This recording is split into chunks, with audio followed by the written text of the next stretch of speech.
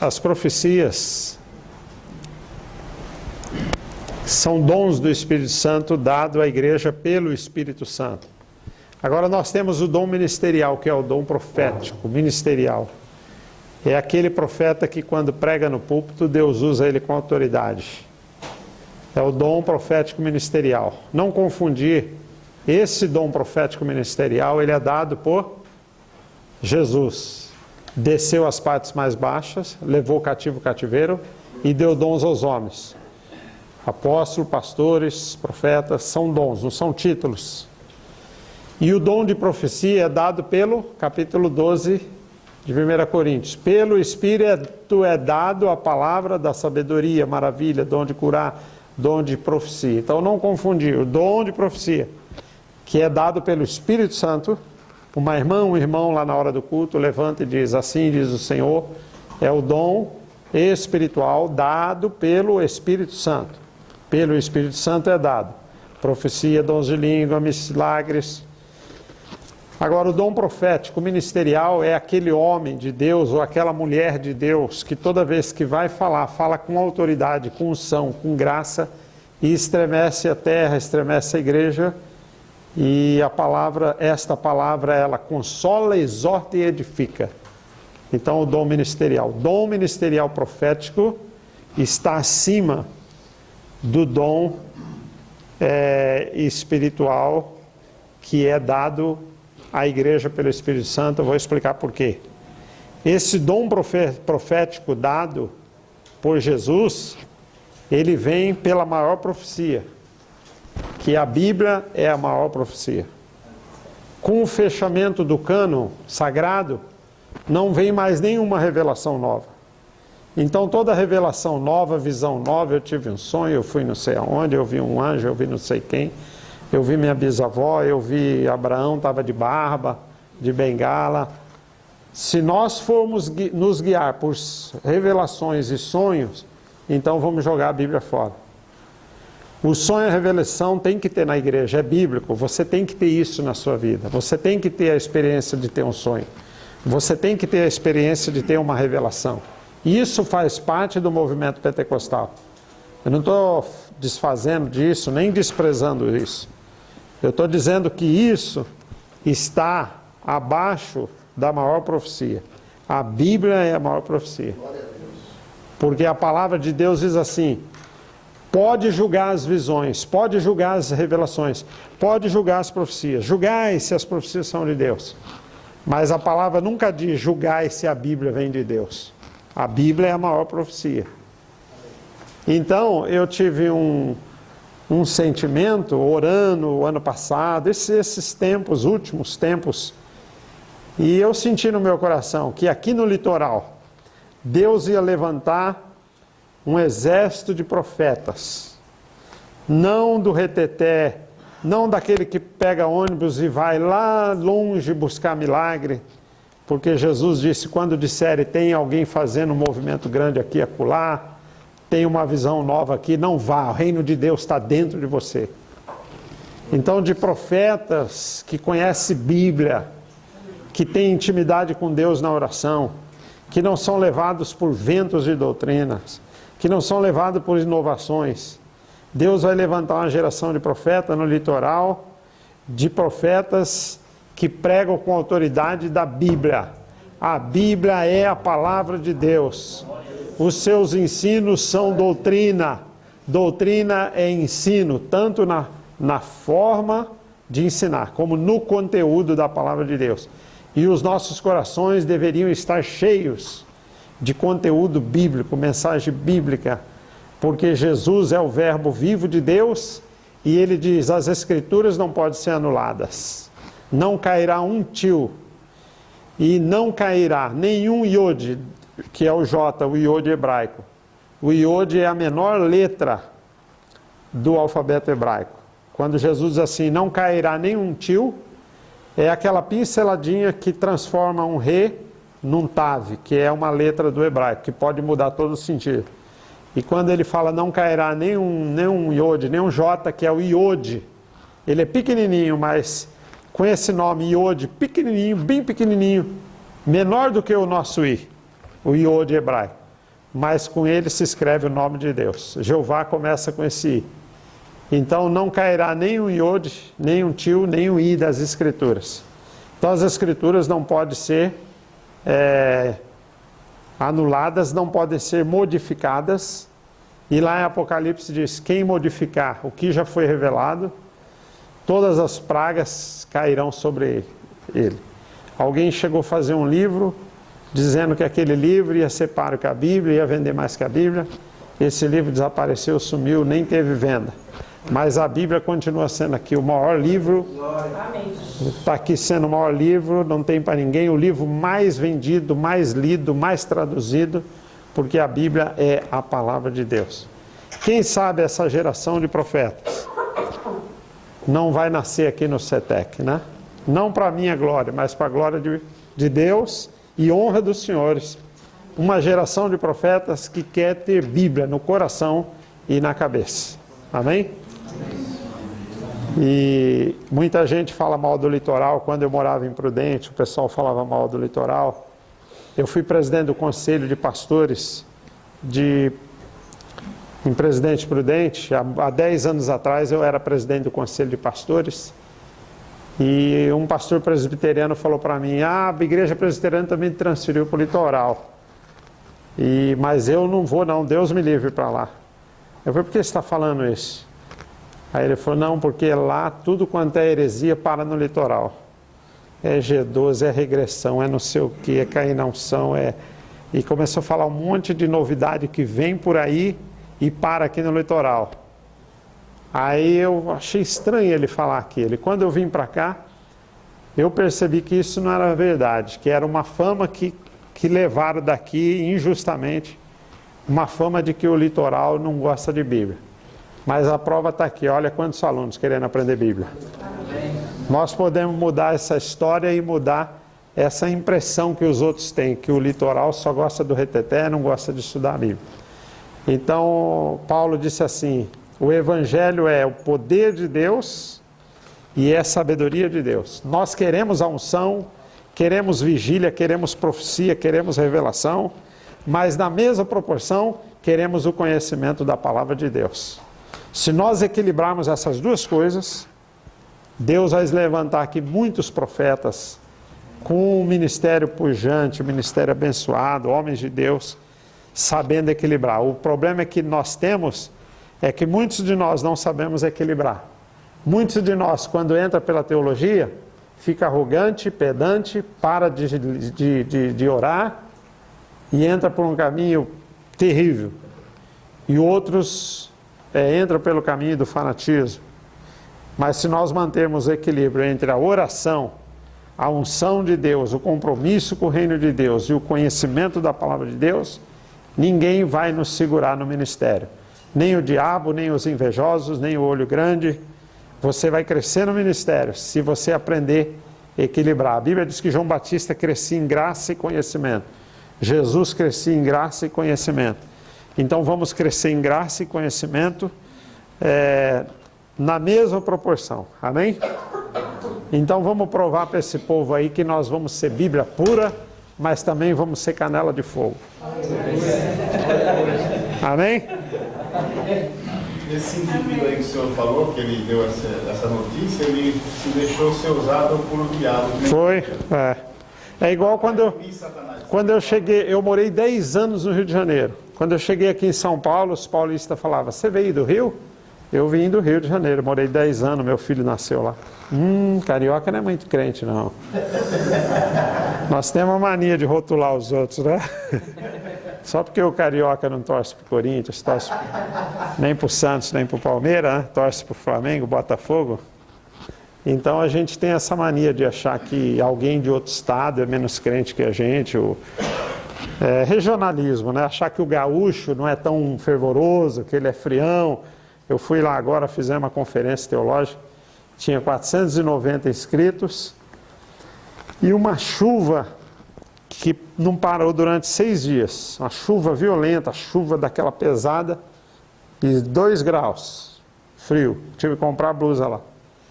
E todos os dias, noite de manhã e à noite, lotado, não cabia gente. pessoal querendo aprender a palavra de Deus. E a gente tem maneira de falar, o gaúcho é frião, o gaúcho é meio sorveteriano e não sei o quê. Mas eu acho que Deus não rotula ninguém, né? Pelo Estado, nem pela igreja. Mas é a pessoa, é você que Deus vai usar. É a pessoa que se dispõe a aprender a palavra de Deus. Nós estamos estudando sobre o livro de Sinótico, e quando eu estava concluindo aquela aula, o tempo foi curto e hoje também, mas eu disse uma coisa, que o Evangelho de Marcos ele é um livro base, não é isso? Por que Marcos é base para Lucas? Pode pôr aí página 11, não tem problema, estamos falando de Mateus também.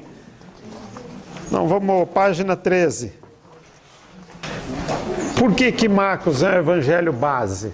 Ele foi escrito primeiro. Quem escreveu Marcos? Marcos. Mas qual a fonte que Marcos bebeu? Pedro. Por quê?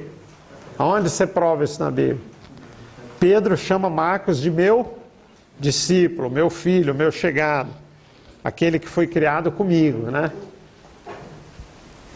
É aquela pessoa que me marcou, que marcou o meu ministério. Se você fizer uma análise aí na página 13, você vai ver uma comparação. Evangelho, quando Pedro prega no dia do Pentecoste, todo mundo fala, irmão, a igreja primitiva permanecia do doutrina dos apóstolos. Todo mundo fala, mas ninguém até hoje nunca explicou o que é a doutrina dos apóstolos. Mas quais são os ensinamentos? Tem tanto ensinamento. Eu já vi tanta gente falar doutrina dos apóstolos. Que doutrina dos apóstolos? Não é a doutrina do cabelo, nem da televisão, nem da saia rachada. Nada disso que ensinava 40 anos atrás. Mas a doutrina dos apóstolos, ela está no esboço da mensagem de Pedro. A doutrina básica do cristianismo, a igreja primitiva, quando ela nasceu, ela tinha pontos doutrinários básicos infalíveis. Hoje, quais são os pontos básicos que nós pregamos? Hoje, que Jesus é o único Salvador, né? Que Ele é o único intercessor, que o Espírito Santo comanda a igreja, não é isso? O Espírito Santo é Deus, são doutrinas básicas do cristianismo. Só há um caminho para chegar a Deus, só há um intercessor. Essas doutrinas nós não abrimos mão dela. Elas norteiam a fé cristã. Agora, quando a igreja nasce, ela precisava de uns pontos simples, resumidos, para nortear a igreja. E esses pontos doutrinários, que é chamado doutrina dos apóstolos, ele está pontuado no esboço do sermão de Pedro. Atos capítulo 2 e versículo 14, isso aqui nós vamos ler e estudar depois no livro de Atos, mas eu queria passar isso aqui para você. Primeiro, que Pedro se levanta e ele fala, varões judeus, Pedro vai pregar, certo? Aí entra o homilético. Quando Pedro se levanta para pregar, aonde que ele abre o livro para fazer a leitura oficial? Joel. Todo pregador, quando vai para o púlpito, ele tem que escolher o texto. Pedro escolheu o texto para pregar? Escolheu. Qual foi o texto? Joel 2. E há de ser que derramarei o meu espírito sobre toda a carne. Ali Joel estava profetizando de quem? Da igreja. A igreja vai ser inaugurada com o derramamento do poder do Espírito Santo. A igreja nasceu na cruz. Quando Jesus fala assim, está terminado, o que é isso? Está edificada a igreja. Não tem mais nada a fazer, a igreja está edificada. Porque ele falou para Pedro, eu vou edificar a minha igreja. Aonde que ele edificou? Na cruz do Calvário. Quando ele morreu, o lado esquerdo saiu sangue e água. Quando Adão morreu, lado esquerdo nasceu Eva. O primeiro homem é carnal. O segundo homem é espiritual. Quando ele morreu, o lado esquerdo foi furado, nasceu sangue e água. Ali nasceu a igreja, coluna e firmeza da verdade. Mas a igreja foi inaugurada 50 dias depois, no dia do Pentecoste. E Joel tinha profetizado, derramarei o meu espírito no dia do Pentecoste, da inauguração da igreja. Pedro escolhe o pregador que vai pregar, tem que escolher um texto, né? Primeiro, a mensagem nasce no joelho, na oração. Segundo, a mensagem, a inspiração da mensagem vem pela Bíblia. As grandes mensagens nascem no joelho, mas a inspiração do tema que você vai pregar tem que vir da Bíblia.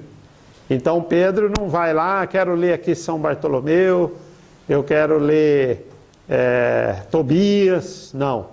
Eu quero ler Joel, um profeta inspirado por Deus. Aí Pedro, ele prega e ele faz um esboço da mensagem. O primeiro ponto da mensagem dele é o seguinte: Joel profetizou que a igreja seria inaugurada com o poder do Espírito Santo. Jesus também, só que ele não podia usar Jesus como base. Porque aquele povo que estava ali não era gentil, era judeu. E o judeu aceitava o Torá. O cano do Novo ainda não estava fechado. Então ele não podia embasar no Novo Testamento. Ele tinha que embasar no que já tinha fechado, o cano do Antigo Testamento. Então ele se embasa em Joel, e ele diz assim: a igreja está sendo inaugurada hoje, que isso é uma profecia de Joel, com o poder do Espírito Santo. Jesus disse que o Espírito Santo desceria depois que ele subisse. Não vos deixarei órfão, enviarei outro Consolador. Mas Pedro, ele usa a Torá como que a igreja foi inaugurada com o poder do Espírito Santo, e o Espírito Santo veio para morar e ficar com a igreja. Essa é uma doutrina dos apóstolos basilar. Segundo ponto na mensagem é quando ele fala assim: esses homens, eles não estão embriagados, né? Mas isso aqui foi uma profecia de Joel, que eles seriam cheios do Espírito Santo, né? A vinda do Espírito Santo. O Espírito Santo veio para morar, dirigir e guiar a igreja, a doutrina basilar da igreja primitiva. Terceiro ponto da doutrina, no versículo 21. E acontecerá que todo aquele que invocar o nome do Senhor será salvo. Salvação é só por meio do nome de Jesus. Nenhum outro nome é dado entre os homens sem o qual devamos ser salvos. Esse era o terceiro ponto-chave da doutrina dos apóstolos, e a igreja iniciou com esses pontos básicos doutrinários. Que Jesus é o Salvador, que Ele é o Senhor. E o quarto ponto é que esse Jesus Nazareno, varão aprovado, com prodígios e sinais, versículo 22, por meio de vós, ele foi entregue por conselho e presença de Deus, foi morto e crucificado. O quarto ponto é que a crucificação, a redenção, faz parte do projeto da salvação. O sacrifício redentor na cruz do Calvário foi o meio pelo qual Deus reconciliou o homem com Deus. Esse é o quarto ponto basilar da doutrina dos apóstolos. O quinto ponto basilar da doutrina dos apóstolos é que ele ressuscitou. A mensagem da ressurreição era pregada muito na igreja primitiva. Se ele não ressuscitou, nossa fé é em vão e tal. E o sexto ponto doutrinário é que ele fala de Davi, porque Davi dizia: sempre via diante de mim o Senhor à minha direita. Ele quer dizer o seguinte: o reino de Deus que vocês esperavam no Antigo Testamento está se cumprindo agora. O reino de Deus, ele foi instalado com a vinda do Senhor Jesus, porque quando Jesus chega, João Batista diz: arrependei-vos, que o reino de Deus é chegado a vós. Jesus, quando inicia no Sermão do Monte, ele fala assim: bem-aventurados os pobres, porque deles é o reino de Deus. E ele diz: o reino de Deus é comparado à mulher que pega farinha para fazer pão. O reino de Deus é comparado a um homem mendigo que os cães lambem a ferida dele. O reino de Deus é comparado a um pai que tinha 2 filhos. O reino de Deus é comparado a uma figueira. O reino de Deus é comparado, e ele vai citar muitas parábolas. E a teologia, aqui que eu quero chegar, a teologia dos sinóticos é a teologia do reino de Deus, tá? Pode colocar isso aí. Agora aqui no esboço de Marcos, de Atos, você vai ver. Pedro se levanta e diz assim, falando sobre o Evangelho. Lá em Marcos, você vê que o Evangelho de Marcos, ele é um evangelho que segue o esboço da pregação de Pedro. O primeiro versículo de Marcos fala, princípio do Evangelho. O versículo 36 de Atos diz, Evangelho. Deus ungiu a Jesus, versículo 38. Aqui em Marcos, está aí na página 13, a vinda do Espírito Santo. Tendo começado pela Galileia. Em Marcos, o ministério de Jesus começa pela Galileia. Jesus andou fazendo bem e curando, versículo 38. Aí em Marcos, o ministério de Jesus concentra em curas e expulsão de demônios. Nós somos testemunho do que ele fez, versículo 39. Ministério de Jesus em Jerusalém, capítulo 11. E o destaque da morte de Cristo no capítulo 15. Nós colocamos aí para fazer uma comparação.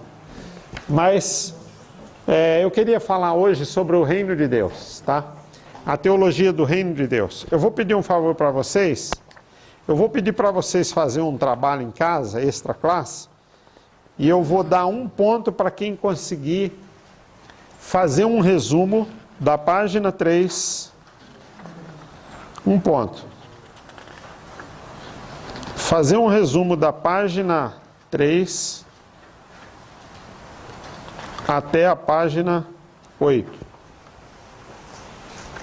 Quem fizer um resumo da página 3 até a página 8, vai ganhar um ponto. E quem fizer uma dissertação da página 3 à página 8, vai ganhar 2 pontos. A dissertação é mais difícil. Você lê e resume mais com as suas palavras. O resumo é fácil. Você corta um monte de frase, pula um monte de coisa, né? É fácil fazer resumo. Resumo é ensino fundamental, ensino médio, e faculdade você tem que aprender a fazer a dissertação. Você entende um texto, escreve com a sua palavra, com as suas palavras. Quem conseguir fazer a dissertação vai ganhar 2 pontos. E quem fizer aquele resumo lá do primeiro grau antigo, do ensino fundamental, vai ganhar 1 ponto, tá bom? Esse é um trabalho para ajudar na prova de vocês, para todo mundo. E vocês me entregam esse trabalho na primeira aula, na última aula, pode me entregar esse trabalho no final de outubro, na última aula de outubro, tá bom? Que nós vamos fazer uma prova no final de outubro, e aí eu vou somar esses pontos aí. Entendeu a diferença de resumo para dissertação? Dissertação foi o que eu fiz aqui na oração do Pai Nosso. E o resumo, você é mais simples, né? Você elimina alguns textos. Pode ser digitado, pode ser a caneta, pode ser naquela máquina velha, antiga. Então, eu tenho um amigo meu que ele ainda usa aquela máquina até hoje. E ele é teólogo, hein? Já escreveu um monte de livro. Nós vamos falar sobre o reino de Deus. Tem naquele livro que eu vendi para vocês, mas quem quiser escrever, né? Pode escrever alguma coisa, né? Isso aqui foi uma pesquisa que eu fiz. A teologia do sinótico é sobre o quê? O reino de Deus. Por que os sinóticos falam tanto do reino de Deus? Que a igreja é o reino de Deus. A igreja é agente do reino de Deus. Jesus é o rei dos reis. Ele governa a igreja. Ele é a cabeça da igreja. Jesus é o rei da igreja. O Espírito Santo, quiser escrever, ele é a dinâmica do reino de Deus. Ele é a dinâmica do reino de Deus, o Espírito Santo. Por quê? Ele que convence o mundo do pecado, da justiça e do juízo. Então o Espírito Santo é a dinâmica do reino de Deus, porque ele convence o homem do pecado, da justiça e do juízo. O Evangelho é o poder do reino de Deus. O reino tem poder, o reino tem armas, o reino tem exército, né? Então o evangelho é este poder, é esse dínamo. O evangelho é o poder do reino de Deus.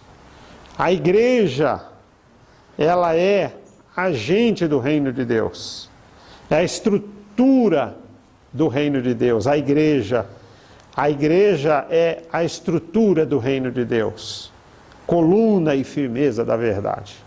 Então a igreja é a estrutura do reino de Deus. É a coluna e firmeza da verdade. São algumas verdades sobre o reino que nós precisamos conhecer. O reino de Deus, ele está em duas esferas. A presente e a escatológica, a futura. Quando Jesus vem, ele diz assim, o reino de Deus virá, não é virá, já está. O reino de Deus já está, mora aqui conosco, ele já está aí, está por aí, né? É um primo meu aí, um garoto que está chegando, e com ele já está chegando o reino de Deus, ele é o Salvador do mundo. Então o reino de Deus já está no meio de nós. O reino de Deus invade o coração dos homens. O reino de Deus não é político. O reino de Deus é espiritual e ele dissipa o reino das trevas. Ele expulsa os demônios. Por isso Marcos é o evangelho que mais expulsa demônios. Porque Marcos é o evangelho basilar dos sinóticos, dos três. Porque 90% de Marcos está em Mateus. E 65% de Marcos está em Lucas. Então Marcos é a base. E é o evangelho que mais expulsa demônios. E Marcos é o evangelho do reino de Deus. O reino de Deus veio para dissipar o reino das trevas. Jesus disse, um reino dividido não pode prevalecer, né? Se eu expulso demônios por Beelzebul, então o reino está dividido. Então o reino de Deus, ele não está dividido. Ele invadiu a terra, né? Então o que é o reino de Deus? O reino de Deus está em duas esferas, presente e futura. Mas se você observar, Jesus, 65% do tema da mensagem de Jesus é o reino de Deus presente. E 35% que ele fala do reino de Deus futuro. Ele dá mais ênfase no reino presente do que no reino futuro. Por quê? Se você estiver dentro do reino presente, você não precisa preocupar com o futuro. Porque se você já está dentro do reino, e você obedece o reino, o futuro está garantido. Por isso que Jesus disse, o reino de Deus não vem com aparência, ele já está no nosso meio. E ele é invisível, ele começa de trás para frente, ele confunde. O reino não é dos grandes, é dos pequenos. Paulo disse, não foram os magistrados, os grandes que Deus chamou para o ministério, mas Deus escolheu as coisas loucas para confundir as sábias. Deus confundiu as coisas que não são para confundir as que são. E no Evangelho de Jesus ele fala, o reino de Deus começa invisível, vem sem aparência. O reino de Deus é dos pequenos. Quem não recebeu uma criança, não recebeu o reino de Deus na qualidade de uma criança, ele não vai conseguir entrar no reino de Deus. Então o reino de Deus é o plano divino da salvação. O que é o reino de Deus? É o plano divino da salvação. Agora, quem entrará no reino de Deus? Tudo isso está no meu livro, muita coisa está no meu livro. Algumas coisas eu tenho uma apostila, depois eu vou dar para vocês, de 4 páginas, sobre isso aqui. Quem vai entrar no reino de Deus? Os arrogantes? É isso? Só que a televisão tem igreja pregando isso. Quem vai entrar no reino de Deus? Os humildes. Quem vai entrar no reino de Deus? Os consumistas, os que estão sempre por cima, os que revidam e saem no pau, na briga, no bate-boca. Aqui está dizendo o contrário, que vai entrar no reino de Deus os mansos, os pacificadores, os humildes, os limpos de coração. Os que perseguem inimigos vão entrar no reino de Deus? Aqui está dizendo os que são perseguidos por minha causa são fortes candidatos a entrar no reino de Deus. Então, irmãos, vamos pregar isso aqui no povo. Tem muita gente pegando heresia no povo. Vamos pregar a Bíblia, vamos ler a Bíblia, vamos estudar a Bíblia. Que as pessoas vão ser impactadas por esta palavra. A nossa mensagem tem que gerar mudança de atitude na igreja. Não é só a emoção passa. A palavra pregada fica cravada, não sai mais. Nunca mais você vai esquecer esse ensino aqui, que quem entra no reino de Deus são os limpos de coração. Não são os grandes, nem os arrogantes, mas são os pequenos, os mansos, os pacificadores. Agora é interessante uma coisa. Você sabia, você já leu a Bíblia 100 vezes. Eu li mais de 50 de capa a capa e até hoje não aprendi a Bíblia. Mas as 10 bem-aventuranças são os 10 mandamentos. Quem sabia disso? Já ouviu falar? Então, olha bem. As 10 bem-aventuranças são os 10 mandamentos do Antigo Testamento. Moisés não subiu no monte para pegar lá a tábua da lei? Jesus subiu no monte para interpretar a lei de Moisés, reinterpretar a lei de Moisés. Primeiro mandamento, Moisés diz assim: não terás. Qual o primeiro mandamento? Não, amar a Deus é lá no catecismo. Estou perguntando qual o primeiro mandamento dos 10. Dos 10. Amar ao próximo é no catecismo. Estou perguntando na Bíblia. Qual o primeiro mandamento dos 10? Não, primeiro mandamento. Isso é catecismo. Estou perguntando. No catecismo eles ensinam assim, ó. Primeiro mandamento, amarás o Senhor teu Deus. Por que eles não ensinam o primeiro dos 10? Eu quero saber o primeiro dos 10, não o que ensina no catecismo. Não terás outros deuses. Ah, sim, está explicado por que o catecismo não fala que o primeiro mandamento é idolatria. Então pronto. E como a cultura brasileira é muito forte, o catolicismo na cultura brasileira, você pergunta o primeiro mandamento, até os crentes falam: amarás o Senhor teu Deus. Mas está certo, ele acertou, ele não errou. Porque eu vou explicar porque ele não errou. Jesus dividiu os 10, ele dividiu em 2. E o primeiro é amarás o Senhor teu Deus. E o segundo, o próximo como a ti mesmo. Mas eu tinha perguntado dos 10. Aí se eu perguntar dos 10, eu quero saber qual o primeiro. Não terás? E qual é o primeiro bem-aventurança de Jesus? Bem-aventurado os humildes. Os humildes buscam a pessoa humilde. Ele não pega um carro aqui para buscar uma camisa de marca em São Paulo. O rico faz isso. Ele pega um carro e vai em São Paulo buscar uma camisa de marca. O humilde, ele não busca coisa supérflua. Ele busca o essencial. Isso não é essencial, isso é supérfluo. O essencial é eu comer hoje, tomar meu copo d'água e não morrer. E ter saúde, gozo e paz de espírito. Isso é o essencial. Então as pessoas humildes buscam o essencial, o necessário para sobreviver.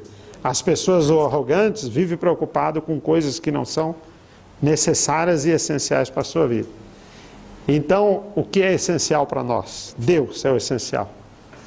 Deus é o essencial para nós. Que você tendo Deus, você tem gozo, paz, alegria, você tem tudo. Agora você pode ter tudo material e não tendo Deus, você não tem nada. Não é isso? Igual aquele mega fazendeiro, mega latifundiário. Eu tenho tudo, tenho milhões na poupança, eu vou investir, estou com o burro na sombra, a minha empresa, a minha fazenda está indo de vento em popa. Aí quando ele fala isso, uma voz fala: louco, hoje você vai morrer. E o dinheiro todinho que você tem aí vai poder comprar a salvação? Então quando o primeiro mandamento diz, não terás outro Deus, aqui Jesus reinterpreta ele como bem-aventurados humildes, que buscam o essencial, e o essencial é Deus. Lá diz: não terás outro Deus, não farás para ti. Agora vamos para o segundo. Qual o segundo mandamento? Não farás imagem. Não farás imagem. E aqui na bem-aventurança, qual a segunda bem-aventurança? Bem-aventurados que choram. Os que choram buscam a Deus de olhos fechados. E ainda que a televisão, aí muitos pregadores de televisão, evangélicos entre aspas, pregam bem-aventurados que riem, né? Mas, e que estão sempre por cima da carne seca, até os hinos triunfalistas, você vai estar no palco, o seu inimigo lá no último banco da igreja, você vai estar sempre por cima, e os seus inimigos vai estar sempre se lascando. Esses hinos não têm base bíblica. É verdade, né? Bem-aventurados os que choram. E qual é o terceiro mandamento da lei? Não te encurvarás a elas. Não, o terceiro mandamento da lei, porque aí é comentário dessa segunda lei. O terceiro mandamento é: não tomarás o nome do Senhor teu Deus em vão. Esse mandamento, não tomarás o nome do Senhor teu Deus em vão, não foi feito para os crentes. Ele não vale para os crentes. Os crentes nunca transgridem esse mandamento. Ah, mas aquele crente zombou do Espírito Santo, zombou de Deus, blasfemou contra Deus, brincou com o nome de Deus. Isso não tem nada a ver com usar o nome de Deus em vão. Esse mandamento foi feito só para líder religioso. Ele é tão enfático que ele diz: não tomarás o nome do Senhor teu Deus em vão, porque Deus não terá por inocente aquele que tomar. Só um líder religioso, conhecedor de Bíblia, pode quebrar esse mandamento. E Deus se preocupou em fazer um mandamento só para líder religioso. E quem fez foi Moisés. Não tomarás o nome do Senhor em vão. Este é o pecado que os líderes mais pecam. Porque usa o nome de Deus para o seu interesse financeiro, seu interesse pessoal, e não usa o nome de Deus com o interesse do crescimento do reino de Deus e com o compromisso com a palavra de Deus. Muitos líderes usam o nome de Deus para o seu interesse. E a Bíblia diz: Deus não terá por inocente aquele que usar a Bíblia, usar o nome de Deus para o seu próprio ego, para a sua própria grandeza, para o seu próprio interesse. E Moisés, ele foi o contrário disso. Moisés foi aquele profeta que não usou o nome de Deus em vão. Ele disse assim: me mata, mas não deixa esse povo ir para o inferno, né? Eu prefiro morrer. Jesus preferiu morrer em nosso lugar. E Moisés, como um profeta, um tipo de Cristo: eu quero morrer, mas não quero que o povo pereça. E qual é a bem-aventurança de Jesus que concorda com não tomarás o nome de Deus em vão? Bem-aventurados os mansos. Profeta de Deus manso não tripudia para cima das ovelhas, usando o nome de Deus em vão e tripudiando para cima das ovelhas. Se você é profeta manso, você jamais vai usar textos isolados da Bíblia para massacrar a ovelha, para machucar a ovelha, porque você é um obreiro manso, você não faz isso. Então, bem-aventurados os mansos. Os mansos, os profetas mansos, não usam o nome de Deus em vão. E Jesus disse: aprendei de mim, que sou manso e humilde de coração. Ele foi o maior profeta, aprovado em obras e palavras. O quarto mandamento do Antigo Testamento: lembra de um dia de descanso. Essa palavra sábado no hebraico não é sétimo dia. No original no hebraico, sábado é descanso. Então, esse mandamento, eu sempre digo, tem gente que não gosta que eu falo. Até na Assembleia de Deus os pastores ficam bravos que eu falo isso, mas eu vou morrer falando isso. Esse dia, você guarda esse dia. Você não idolatra esse dia, mas você cumpre esse mandamento até hoje. Eu vou provar para você que você cumpre. A jornada de trabalho de Getúlio Vargas, que o brasileiro trabalhava que nem um condenado, 18 horas por dia, que nem um escravo. O Getúlio Vargas que instituiu a jornada. E depois o PT, com a CUT, as brigas, a jornada caiu mais ainda, veio para 40 por causa da briga do pessoal socialista. Essa jornada que você tem de 40 horas, que é lei federal, está na Constituição, ela veio em decorrência do quarto mandamento. Todos os grandes países, as grandes constituições, quando criaram a jornada de trabalho, copiaram dessa lei. Essa lei veio para abençoar os homens. Um dia para você descansar.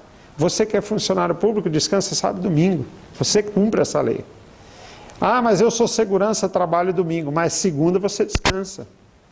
Então você tirando um dia de descanso, não importa o dia, você está cumprindo essa lei, porque essa lei foi feita para a saúde do homem. Jesus disse, essa lei foi feita para abençoar o homem, e não para o homem idolatrar ela.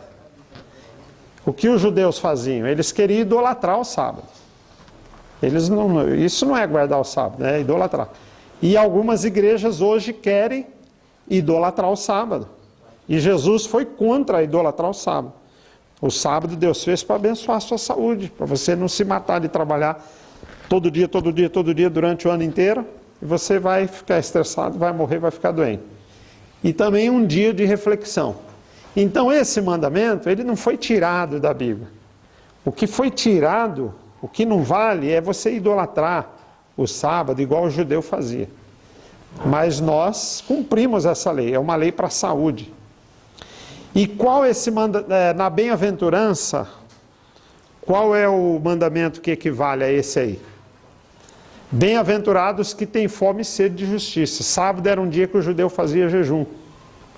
E aí Jesus coloca, bem-aventurado os que faz jejum de justiça, têm fome e sede de justiça. Né?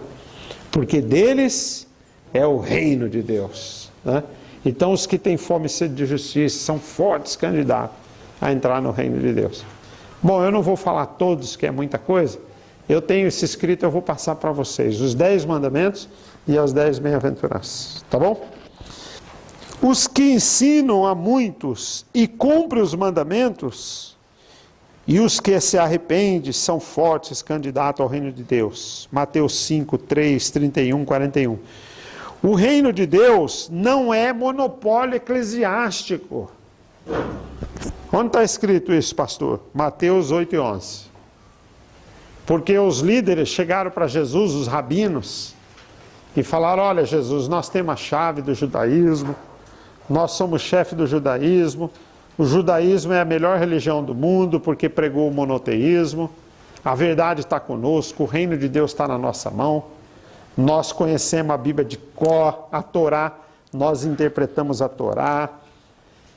E aí Jesus diz assim para eles, olha, muitos que estão dentro do reino e que pensam que são donos do reino e pensam que tem a chave do reino e não entra no reino, não deixa os outros entrar, vocês serão lançados nas trevas exteriores. E muitos virão de longe, do Oriente e do Ocidente, e entrarão no reino de Deus com o pai Abraão, sentarão na mesa com o pai Abraão. Então o reino de Deus não é monopólio eclesiástico. E tem muita gente fazendo monopólio eclesiástico aí, né? No reino de Deus. Que Deus nos guarde, que corta para lá e corta para cá também. Né? Às vezes eu estou exortando alguém, mas ela serve para mim também. Né? Então, o reino de Deus é semelhante ao grão de mostarda. Ele não vem com aparência, é invisível, de repente, uma grande... Ninguém dá nada por você. Aquele irmãozinho foi fazer seminário, agora ele está metido, está fazendo seminário. Mas não preocupa com a crítica, não. O reino de Deus começa invisível. Começa aqui mesmo, aprendendo a palavra de Deus. Daqui a pouco Deus vai dar uma dinâmica no seu ministério. Né? Porque tudo começa com as coisas humildes, com as coisas simples. Tem gente que quer ser pregador, aí ele vai na Conde de Sazeda, compra um monte de CD de pregador estrela, fica copiando, imitando os outros, e não vai ler a Bíblia e nem orar, e usa um sapato diferente, um cabelo diferente, bota um lencinho aqui, uma pastinha, e ele quer ser pregador famoso, só que ele não passou pela escola de Jesus, que a escola de Jesus é ser servo, é ser diácono, é ir para a porta, recepcionar uma pessoa, socorrer um necessitado. O trabalho, o ministério começa com o camarada nunca foi servo, nunca obedeceu, nunca serviu nenhum obreiro, nunca aprendeu na igreja, e ele quer começar de cima. Ele já quer se autopromove. Eu sou pregador estrela, agora eu sou bispo, compra credencial na Conde de Sazeta, que lá vende credencial de pastor. E teve um que subiu no monte e jogou óleo na cabeça da mulher, separou a mulher apostila, e a mulher separou ele apóstolo, mas ele nunca obedeceu ao seu pastor, nunca foi fiel ao ministério que ele estava, e esse não é o evangelho que nós aprendemos. Paulo ficou 3 anos no anonimato. Quando ele começou, os apóstolos não queriam ele era incômodo. Ele foi colocado de escanteio. Ele ficou 3 anos na Arábia, no anonimato. E lá, na oração, no estudo, Deus exaltou Paulo. Então, todos nós temos que passar pelo anonimato. O anonimato é escola. É bênção para a nossa vida depois, o anonimato. Então, o reino de Deus, ele é como um grão invisível. Ninguém está vendo. Ninguém dá nada por ele. Mas logo, logo vai se tornar uma grande hortaliça. O reino de Deus é como trigo e o joio. Se confunde o reino de Deus, né? É como rede de pescadores que seleciona bons e ruins. O reino de Deus é do menor. Mateus 18. Quando Davi foi escolhido quem? O menor. Quando Jacó abençoou os 2 netos, Efraim e Manassés, o que aconteceu? O menor. Você sabe que todos nós, pastores de igreja, nós temos nosso jeitinho brasileiro, né? Quando a gente quer alguma coisa, a gente faz um esquema, chama os obreiros, na reunião você levanta e fala isso. E José quis fazer a mesma coisa. José falou, meu pai está velho, está cego, e está gagá, está caduco, e eu vou levar os 2 filhos meus para Jacó abençoar. Só que eu vou levar já no esquema certinho, para ele não errar. Eu vou pegar o maior, o meu neto maior, meu filho mais velho, e vou colocar na mão direita. E o meu filho mais novo, que não tem direito à bênção, o menorzinho, eu vou colocar na mão esquerda. Senão o meu pai vai errar, ele está velho, cego, gagá.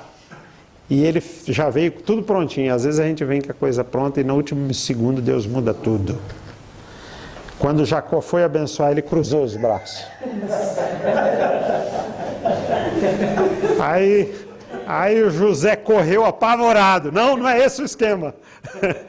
E tentou mudar o braço do velho. O velho, não, meu filho, eu não estou gagá nem cego, não. O Espírito Santo mandou eu fazer isso. O menor vai ser o mais abençoado. Então o reino de Deus é do menor. Jesus disse, quem não tomar o reino de Deus como uma criança, não vai herdar o reino de Deus. Agora, Mateus 19, 23. Os que confiam em riquezas não entrarão no reino de Deus. Isso é radical. Os que confiam em riquezas não entrarão no reino de Deus. Radicalmente, isso aqui é radical. Não tem meio termo, não. Pode falar, irmã. Quer comentar o assunto? Eu já ouvi uma pregação. De repente não concorda comigo? Pastor, Hã? eu já ouvi uma pregação. Ah. Quando o pregador estava falando que quando Jacó fez isso, dos netos, ele estava devolvendo a bênção que ele tinha roubado por irmão dele lá atrás. Não, pode até ser, mas eu quis dar ênfase que o reino é do menor. Tanto no antigo como no novo, a bênção maior foi para quem? Para o menor. Ele achava que o outro, porque era maior, mas nasceu primeiro, que ia receber a maior bênção. Mas ali foi uma lição bíblica, que o menor é que receberia a maior bênção. Como Davi, que recebeu a maior bênção. Os que confiam em riqueza. Nem todo que diz Senhor, Senhor, entrará no reino de Deus. Mateus 7, 21. Mas todo aquele que obedece. Hoje não é evangelho da obediência. Hoje é evangelho da conveniência, do caminho mais fácil, da comodidade. Todo lugar que você vai tem loja de conveniência. Tem mocassino, cafezinho, conforto, né? E hoje todo mundo quer o evangelho da conveniência. Mas o evangelho é o da obediência. O reino de Deus deve ser buscado em primeiro lugar. 6:33 de Mateus. Buscai o reino de Deus e a sua justiça. O reino de Deus não consiste em palavras de sabedoria humanas, mas em poder e Espírito de Deus. O reino de Deus não é... O que o reino de Deus não é? Não é comida nem bebida. Gozo, paz e alegria no Espírito Santo. Vamos lá. Tem mais coisa aqui. Como se processa o reino de Deus? O reino gerou a igreja, comunidade universal dos filhos de Deus. Deus é o doador do reino, os homens podem pregar o reino. Isso aqui está no meu livro, tá? Não precisa escrever. Jesus é o rei, daí que devemos obedecer às suas palavras. Ele disse, quem guardar as minhas palavras, meu Pai o amará, viremos para ele e faremos nele morada. O Espírito Santo é a dinâmica do reino. Inaugurou a igreja no poder do Pentecoste. Convence o mundo do pecado. Evangelho é o poder. Os súditos deste reino são os crentes que nasceram de novo. Aquele que não nascer de novo não pode entrar no reino de Deus. O Espírito Por que Deus quis nos dar o reino? Porque o reino dos homens havia se corrompido com a ganância, com a mentira, com a vaidade, com a iniquidade, com a hipocrisia, o orgulho, a devassidão. Por isso o Espírito Santo produz um fruto de graça que combate as obras malignas. E acima de tudo, porque Deus amou o mundo de tal maneira para dar o seu Filho unigênito, para todo aquele que nele crê não pereça, mas tenha vida eterna. Para que Deus quis nos dar o reino? Para nos resgatar do reino das trevas e nos transportar para o reino do seu amor. 1 Coríntios 13, 20. E para dissipar o reino das trevas. Mateus 12 e 28. Isso aqui eu grudo na minha Bíblia, aqui, ó. Está grudado na minha Bíblia. Quem pode entrar no reino de Deus? Os que praticam a cidadania aqui e agora, e se arrependem, mudam de comportamento.